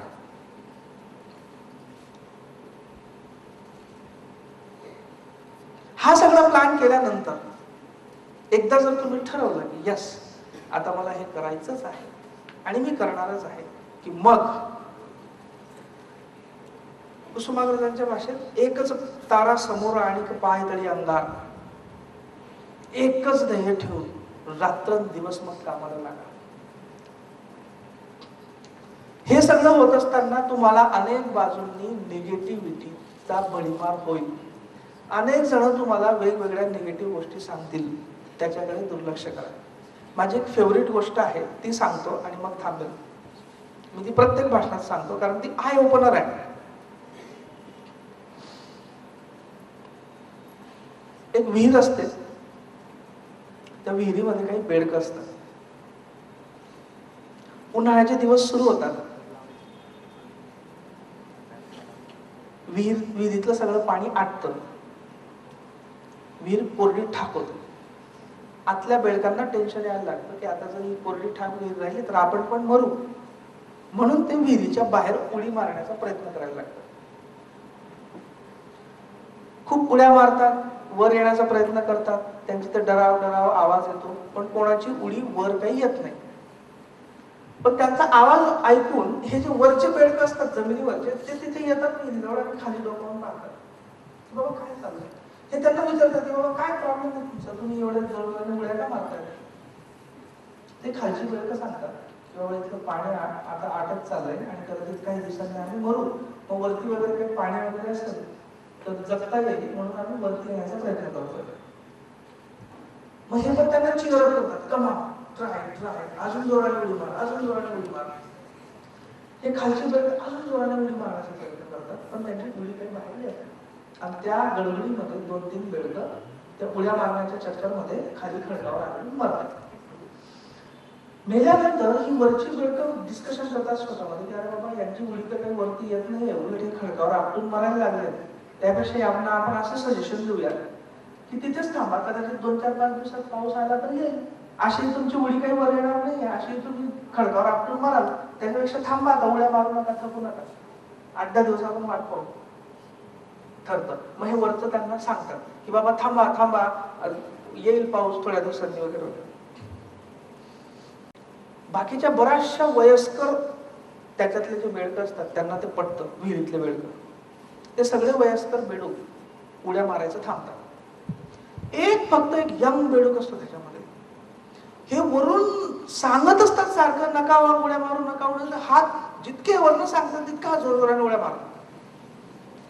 आणि शेवटी एका प्रयत्नामध्ये त्या यंग बेडकाची उडी विहिरीच्या बाहेर येते.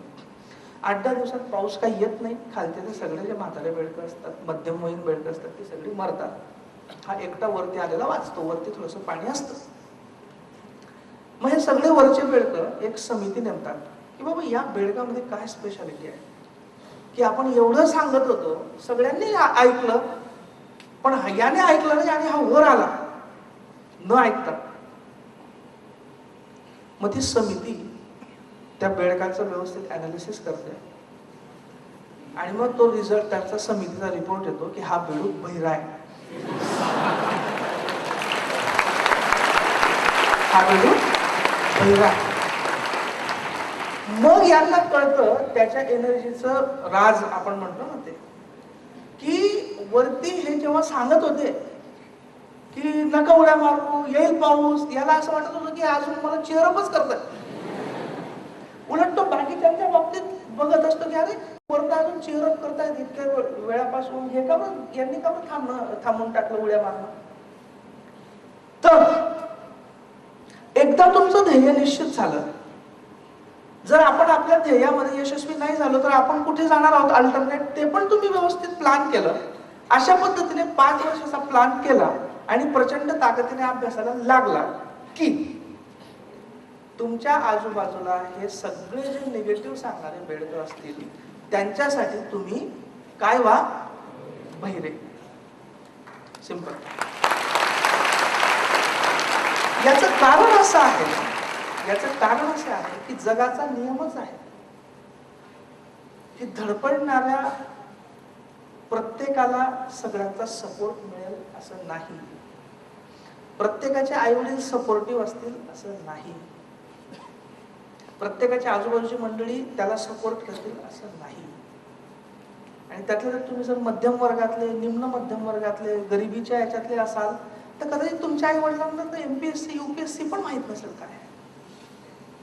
कदाचित ते सारखं तुमच्या मागे त्रांगणं लावतील की बाबा आता 20 वर्षाचा झाला, एवढा टग्या झाला, आता काहीतरी काम कर, लग्न करायचंय, मुलींच्या मागे लग्नाची तक लावतील 20-22 वर्ष झाली की.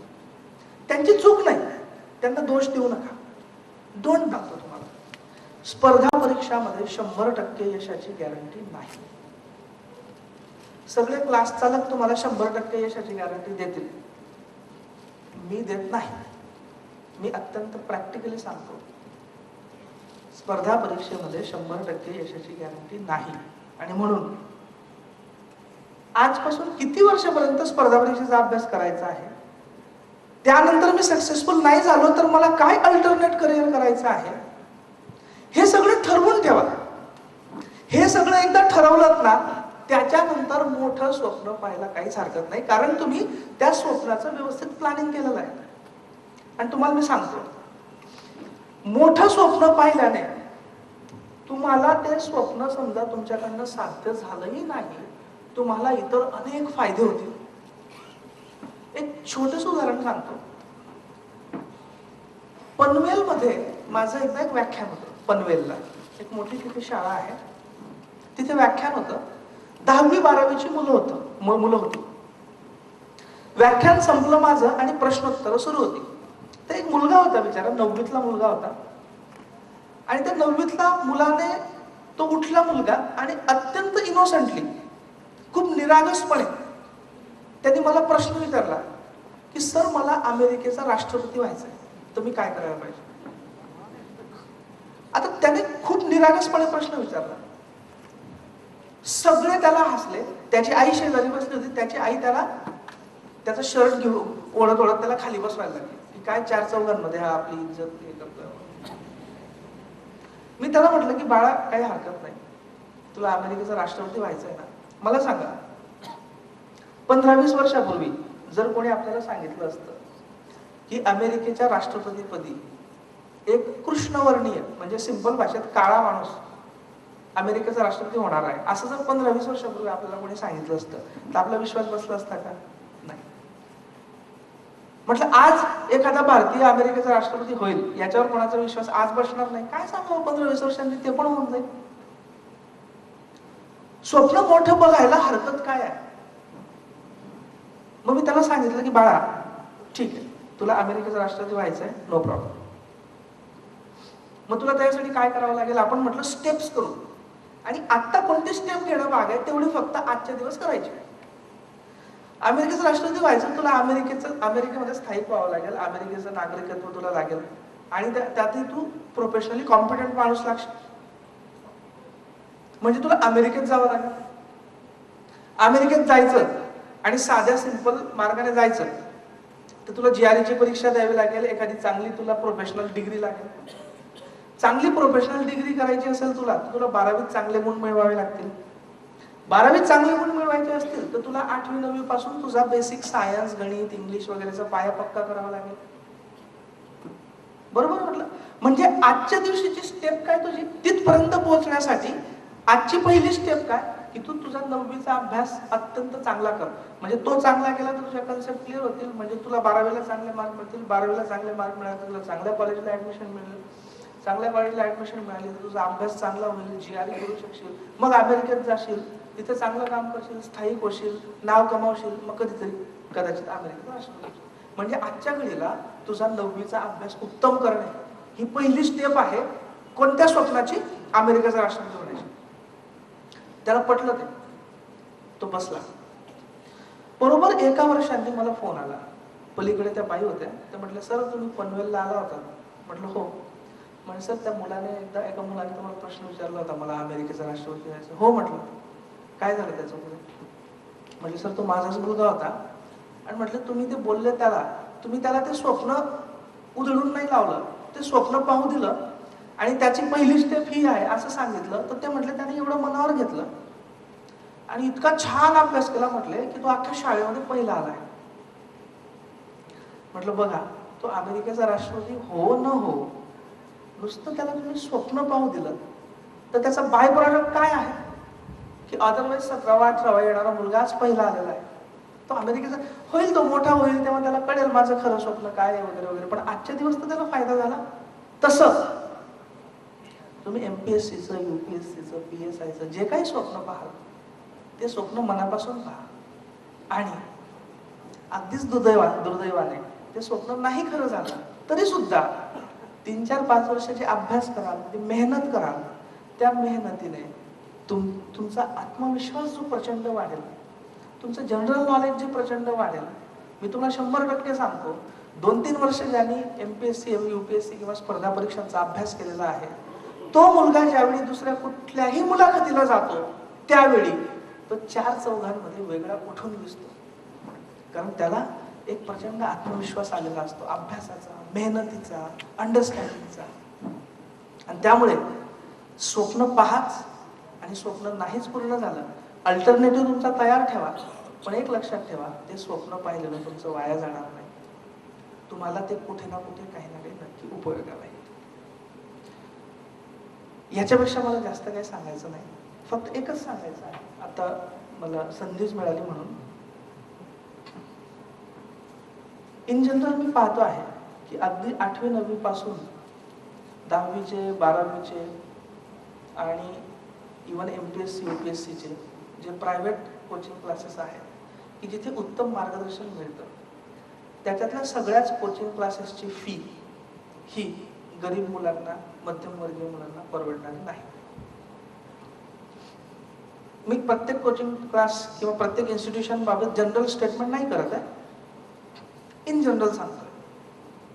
अनेक क्लासेस असतील की जिथे रिझनेबल फी असेल, अनेक जणांना स्कॉलरशिप मिळत असेल, आकारमध्ये मला वाटतं मिळते वगैरे वाटत, पण तरी सुद्धा कुठल्या तरी गरीबातल्या गरीब मुलाला त्याने मार्गदर्शनापासून वंचित राहू नये म्हणून खूप दिवसापासून मी विचार करत होतो काय करावं.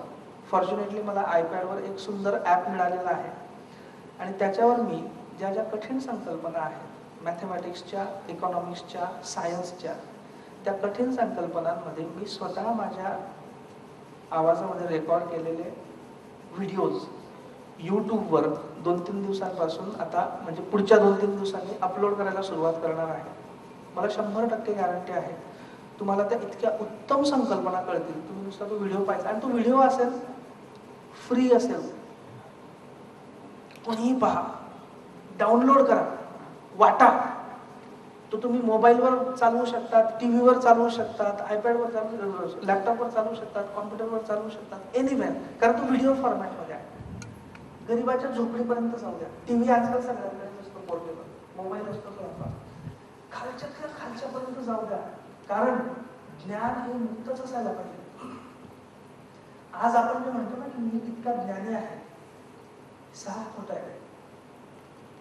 लाखो वर्ष मानवजात सतत ज्ञान अर्जित करत करत करत करत आतापर्यंत आलेला आहे. त्याच्यामुळे आपल्याला संचित म्हणून कित्येक ज्ञान मिळालेले. आपल्याला जर शून्य माहित नसता तर आपलं पुढचं मॅथमॅटिक्सच माहित असतं. त्याच्यामुळे मला मॅथमॅटिक्स खूप चांगलं येतं. याच्या मागे ते शून्याचा शोध लावण्यापासून तर आतापर्यंत लाखो वर्षांनी लोकांनी ज्ञानात भर घातली. ते सगळं आहे. माझं फेसबुक अकाउंटवर दुर्दैवाने आजच कालच मला मेसेज आला की ते 5,000 काहीतरी फ्रेंड्स कंप्लीट झाले म्हणून आता काही फ्रेंड्स होता येत नाही. तर मी काहीतरी त्याचा वेगळा मार्ग शोधणार आहे. मला वाटतं काहीतरी सबस्क्रिप्शन किंवा पेज डेव्हलप करायचं असं काहीतरी आहे. तेवढं मी करेल आणि युट्यूबवर ज्या ज्या व्हिडिओज मी अपलोड करेल त्यांच्या लिंक्स मी त्या फेसबुकवर टाकेल. कोणीही ते नुसतं स्वतःपुरतं ठेवू नका. मित्रांना सांगा, त्याला कळू दे, त्याला कळू दे.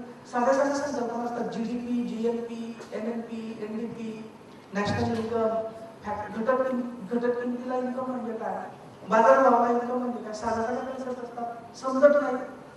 त्याच्यावर अनेक लोक पुस्तकं लिहितात, तथाकथित त्याच्यावर काही काही चाललेलं आहे. ते सगळं फ्रीली आपण उपलब्ध करून देणार आहोत. लवकरच मी ते अपलोड करेल. तुम्ही पहा, इतरांना दाखवा, सगळ्यांना कधी डाउनलोड करा, वाटून टाका, जास्तीत जास्त लोकांना वाटून टाका. आणि त्याच्यामध्ये मी अजून एक लिहिणार आहे की जर 100 जणांनी, म्हणून मला रिक्वेस्ट केली कमीत कमी 100 जणांनी की ही कन्सेप्ट आम्हाला सर समजून सांगा, ही आम्हाला कळत नाही. समजा SLR, CRR म्हणजे cash reserve ratio, statutory liquidity ratio नाही समजत आहे. 100 जणांनी जर मला रिक्वेस्ट केली, एका जणाच्या रिक्वेस्टसाठी मी नाही करू शकत. जर 100 जणांनी मला रिक्वेस्ट केली तर त्या कन्सेप्टवरचा व्हिडिओ मी अपलोड करेन. That is free. इंटरनेट आता सगळीकडेच आहे. ते जरूर 5-7 दिवसांनी ते व्हिडिओज अपलोड व्हायला सुरुवात करतील. तुमच्यापैकी काही जण कदाचित माझ्या फेसबुकच्या फ्रेंड्स लिस्टमध्ये वगैरे असतील किंवा ते पेज मी आकार फाउंडेशनला पाठवून देईल. त्या पेजचा address you can freely look at it and all that. Okay, एवढंच सांगतो. याच्या पलीकडे जास्त बोलण्यासारखं माझ्याकडे काही नाही. अंतरीचा दिवा पेटवा आणि स्वतःच्याच दुसरे जण टॉर्च दाखवतील, पण ती टॉर्च किती दिवस घेऊन तुम्ही चालत राहणार, त्याच्यापेक्षा आपल्याच अंतरीचा दिवा पेटवा. त्या दिवाच्या प्रकाशामध्ये तुम्हाला गॅरंटी, हा माझ्या अंतरीचा दिवा आहे, तो दिवा कुठेच जाणार नाही. त्याचा प्रकाश सतत आपल्याबरोबर नाही. त्या प्रकाशामध्ये आपली वाटचाल होऊ द्या. म्हणून असं तो मा सद्गमय, तमसो मा ज्योतिर्गमय, मृत्योर्मा अमृतम गमय. आपण सगळेजण अंधाराकडून प्रकाशाकडे, असत्याकडून सत्याकडे आणि मर्तत्वाकडून अमृतत्वाकडे एकत्र प्रवास करूया. तुम्हाला सगळ्यांना अनेक अनेक शुभेच्छा आणि आयोजकांनी मला इथे बोलवलं त्याच्याबद्दल त्यांचे आभार. Thank you very much. All the best.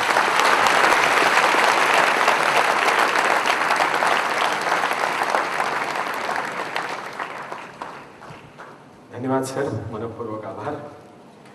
इतकं शास्त्रशुद्ध, वेदशुद्ध आणि अध्यात्माचा पाया असलेलं विलक्षण सुंदर वक्तृत्व माझ्या निवेदनाच्या काळात मी अलीकडे पहिल्यांदा ऐकलं. आपण त्या वक्ता दशसहस्रेषु या उपाधीचे खरंच मानकरी आहात, यात वाद नाही. नाहीतर अधिकारी वर्गाचं भाषण करण्याची कला मला सुद्धा अवगत आहे. टिळक पुण्यतिथीच्या कार्यक्रमाला एक अधिकारी आले होते. बॅनर पाहून भाषणाला सुरुवात केली आणि मग घसरले आगरकर आणि टिळक यांच्या मैत्रीला आणि काय सुंदर बोलून गेले की त्यांची दोघांची, आगरकर आणि टिळकांची मैत्री इतकी सुंदर होती की जेव्हा टिळक वारले तेव्हा आगरकर रडले, आगरकर वाढले तेव्हा टिळक रडले. अशा पार्श्वभूमीवर आपण वाळवंटातली हिरवळ, ओएसिस ज्याला म्हणतात, इतकं सुंदर सुखावणारं वक्तृत्व प्रदान केलं. मनपूर्वक आभार सर. परत एकदा तसदी देतो. आकारचे उर्वरित यशवंत राहिले, त्यांनाही आशीर्वाद कृपया द्या. मी फक्त नावं घेतोय. जी यशवंत मंडळी उपस्थित असतील त्यांनी माननीय संदीप कुमार साळुंखे यांच्याकडनं आशीर्वाद स्वीकारावा अशी नम्र विनंती. जर उपस्थित असतील तर कृपया या. आपण कार्यक्रमाच्या समापनाकडे वळतो आहोत आणि अवघ्या 10 मिनिटात हा कार्यक्रम संपवतो आहोत, हे सत्र संपवतो आहोत. सीमा वासुदेवराव नंदोरे, लक्ष्मीकांत खाडे, सर्व विद्यार्थी मित्र जे उभे राहिले त्या सगळ्यांना माझं निवेदन आहे. विदर्भाचा हा मान नाही आहे की आपल्या भावंडांचा सत्कार होतोय आपण आणि इथनं जात आहात. सीमा वासुदेवराव, सगळ्यांनी थांबायचंय 5 मिनिटं आणि या पुढचं सत्र पण आपल्याला व लेखा अधिकारी, वित्त व लेखा सेवा वर्ग 1 अधिकारी आपली ताई झालेली आहे. जोरदार टाळ्यामध्ये तिचं स्वागत केलं पाहिजे. लक्ष्मी कुमारी रेणुका विनायकराव गभणे, आपण ग्रॅज्युएट आहात, MSc BEd आणि BEd आहात आणि विक्रीकर निरीक्षक म्हणून आपण 2012ला रुजू झाला. अत्यंत गरीब परिस्थितीत 11 वर्ष शिक्षिका म्हणून आपण कार्य केलं जिल्हा परिषदच्या शाळेत आणि सगळ्या कुटुंबाची जबाबदारी आपल्यावर होती.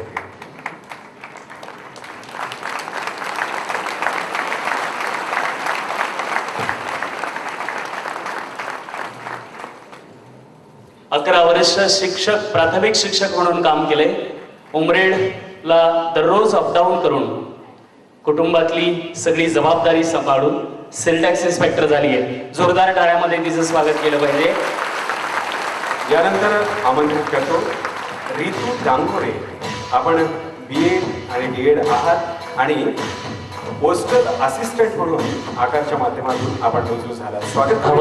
हवं द्यायचं. यशवंतांनी पुढे या बेटा, लवकर. मागं बसलेले यशवंत कोणी असतील धावत चल बेटा लवकर.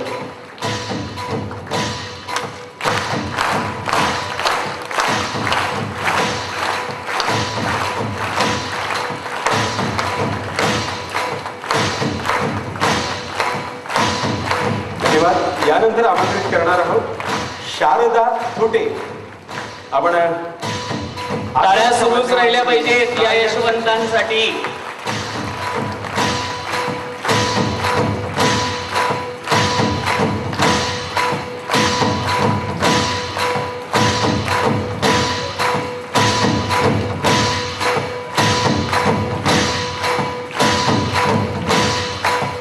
सादर आमंत्रित करतो विनया हात्रक, आकारचे यशवंत.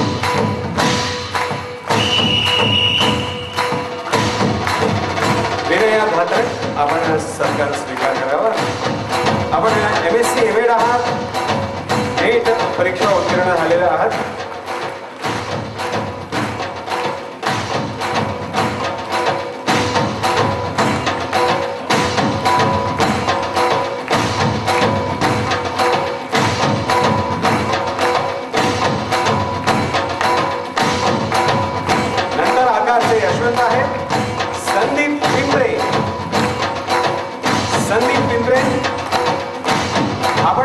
शिक्षक म्हणून शिक्षण घेतलेलं आहे आणि आधारच्या माध्यमातून आरोग्य सेवक म्हणून सुद्धा आहात. संदीप पिंपरे.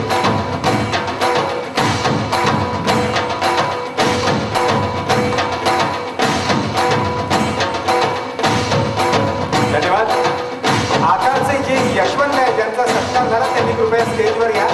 लोकमत वृत्तपत्र समूहाला आपला एक फोटो घ्यायचा, ग्रुप फोटो. ज्यांचा आता सत्कार केला आकार तर्फे त्यांनी कृपया स्टेजवर या.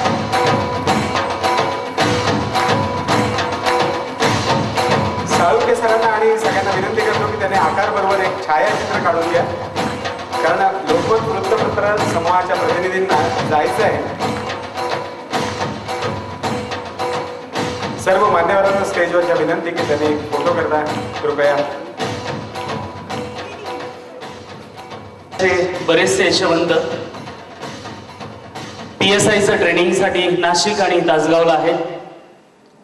STI झालेले बरेचसे विद्यार्थी UPSC प्रिलिम पास झालेले आहेत. ते कोणी मुंबई आणि पुण्यामध्ये आहेत, कोणी दिल्लीला आहेत. इथे बसलेले मागे कोणी यशवंत बसले असतील त्यांनी पुढे यावं. विदर्भातील या सर्व लेकरांनी प्रचंड मेहनत घेऊन 100चा शतकाचा आकडा गाठलाय आणि म्हणून तुम्हा सगळ्यांचं जोरदार टाळ्यात बसलेल्या सगळ्यांनी स्वागत करावं. वाघ सरांना विनंती करतो की त्यांनी या यशवंतांना शपथ द्यावी, आकारची शपथ द्यावी. एक सुदृढ असे शूर शिलेदार प्रशासनाचे ते व्हावे याकरता ही आकारची शपथ त्यांनी या यशवंतांना द्यावी. यशवंतांना विनंती करतो परत एकदा की त्यांनी स्टेज जवळ येऊन शपथ घ्या. भारत बाबूराव नंदनवार विक्रीकर निरीक्षक STI इथे उपस्थित आहेत. अत्यंत सामान्य परिस्थितीला बदलून प्रशासकीय अधिकारी झाले.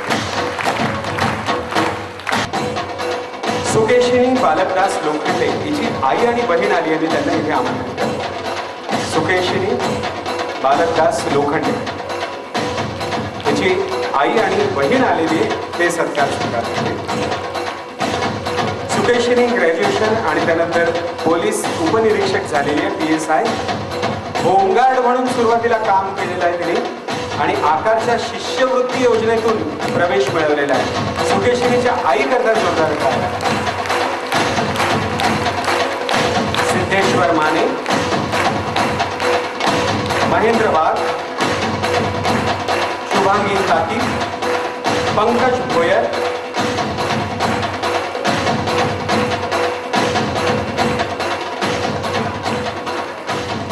धन्यवाद.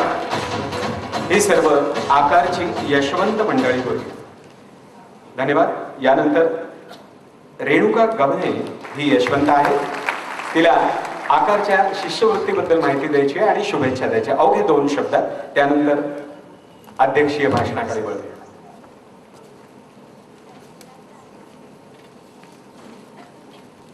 आपण यशवंतांना माझी विनंती आहे की आपण स्वागत स्वीकारून परत मागे गेलात. इथे आपल्याला यांना सगळ्यांना संकल्प द्यायचा आहे.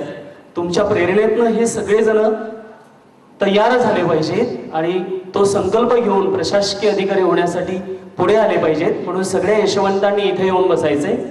सगळे यशवंत ज्यांनी पुरस्कार स्वीकारलेत आता प्लीज सगळेजण येतील.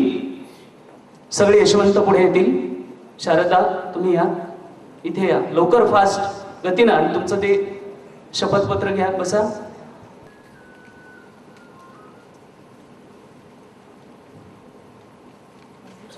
आदरणीय व्यासपीठ आणि उपस्थित असलेले सर्व प्रमुख पाहुणे, सन्माननीय प्रेक्षक वर्ग आणि इतर माझे मित्रमैत्रिणी, यांना मी हे सांगू इच्छिते की तुमचा हा जो कॉम्पिटिटिव्ह एक्झामचा प्रवास आहे हा साधा सरळ नाही आहे. हा अतिशय याच्यामध्ये तुम्हाला अडथळे येणारच आहे. तुम्ही ठरवूनच अभ्यासाला सुरुवात करायला पाहिजे. जर आणि शॉर्टकट्स राहणार नाही. जे शॉर्टकट्स राहील तर ते जे सक्सेस तुम्हाला मिळालेलं आहे ते परमनंट किंवा टिकाऊ राहणार नाही. मनाची पूर्ण तयारी करून तुम्हाला अभ्यासाला सुरुवात करायची आहे. सुरुवातीला आपल्याला वाटतं की इतका वास्ट एक अभ्यास आहे, तरी देखील प्रामाणिकपणे जर तुम्ही प्रयत्न कराल तर तुम्हाला यश नक्कीच मिळेल. इथे उपस्थित असलेल्या सर्व मान्यवरांनी आपल्याला अतिशय छान मार्गदर्शन केले आहे, मोटिवेशन दिले आहे. तुम्हाला हे जे मोटिवेशन मिळाले आहे त्याचं तुम्ही सेल्फ मोटिवेशनमध्ये रूपांतर करू शकता. कराच. आणि जर तुम्हाला वाटत आहे की का करायचं आहे आपल्याला हे, तर तुम्ही आपल्या आईवडिलांना डोळ्यासमोर ठेवा. सर्वात महत्त्वाचं, कारण त्यांना इतकं चांगलं वाटते आपलं यश पाहून की आणि आपल्याला जे लोक बोलतात किंवा डॉमिनेट करतात, डिस्करेज करतात, त्या सगळ्यांची तोंड बंद करण्याचा एकच मार्ग आहे की तुम्ही जे ठरवलेलं आहे, मनोमन ठरवलेलं आहे, त्याचा पूर्ण चिकाटीने प्रयत्न करायला पाहिजे. मला खास इथे सांगायचं आहे की आकार अकॅडमी जी आहे यामध्ये लिहिलेलं आहे की शून्यातून विश्व. सरांना मी फार पूर्वीपासून ओळखते आणि 10 वर्ष मी जिल्हा परिषदची नोकरी टीचरशिप केल्यावर मला सरांचं एक मार्गदर्शन शिबिरातून मला ही माहिती मिळाली आणि मी मोटिवेट झाली. त्याचप्रमाणे तुम्ही मोटिवेट व्हा. आकार अकॅडमीमध्ये सर्वसामान्य मुलांसाठी एक स्कॉलरशिप आहे, छत्रपती शिवाजी स्कॉलरशिप.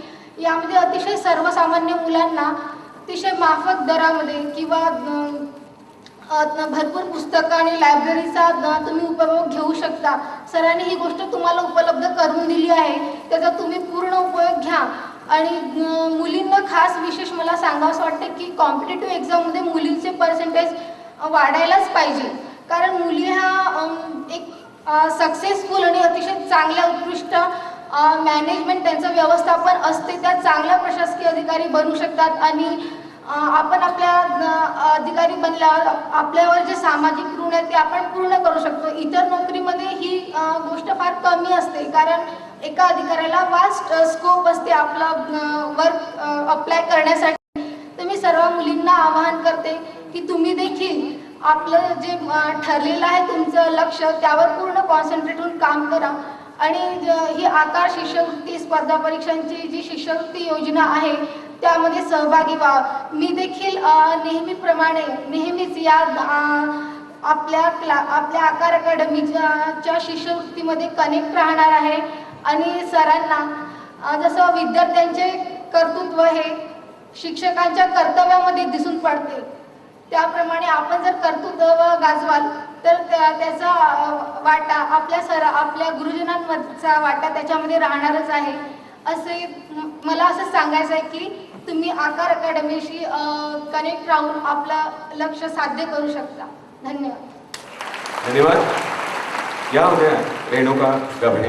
यानंतर कार्यक्रमाचा अगदी अंतिम टप्पा, एक शपथ घ्यायची आहे आकारच्या सर्व गुणवंतांना, यशवंतांना आपल्या समोर, आणि त्याकरिता प्राध्यापक राम वाघ यांना मी आमंत्रित करतो.